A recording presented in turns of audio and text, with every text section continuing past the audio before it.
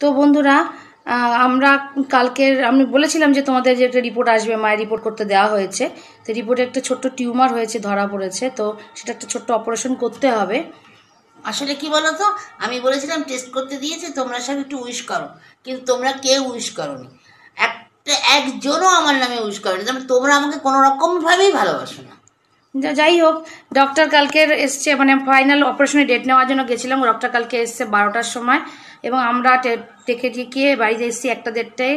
ঘুমিয়েছি 4টে, 4:30, এবং সকালে উঠেছি 11টায়, যেটা জীবনেও আজ অবধি হয়নি। তারপরে খেয়েছি, মা এটুকু চাউমিন করেছিল, একটু টিফিন খেয়েই তারপরে আমার মা বসিয়ে দিয়েছিল চিকেন। তো মা একটু চিকেনটা তোলো। তো লাঞ্চে প্লেন একদম চিকেনের লাল লাল ঝোল। তো এটাই আমরা আজকে লাঞ্চ করব। মানে শর্টকাটে একমাত্র মুরগির মাংসই হওয়া সম্ভব, তাহলে তো কিছু সম্ভব না। মা, তোমাকে বন্ধুরা ভালোবাসে, ঠিক উইশ করবে, দেখবে এবারে তোমার অপারেশনটা সাকসেসফুল হবে। বন্ধুরা নিশ্চয়ই কমেন্টে উইশ করবে। এবার তোমরা উইশ করো যাতে আমি মরে যাই। না না, এরকম কেন হবে? বন্ধুরা তোমরা কমেন্টে উইশ করো, তো মায়ের হয়ে উইশ করো যাতে অপারেশনটা ভালোভাবে হয়। ওরা আর করবে না, ওরা আমাকে ভালোবাসে না। ঠিক আছে, এবারে তোমরা প্রমাণ করে দাও যে তোমরা ভালোবাসো কি না। তো কমেন্টে অবশ্যই তোমরা উইশ করো যাতে অপারেশনটা ভালোভাবে হয়। তো আজকের মতো টাটা।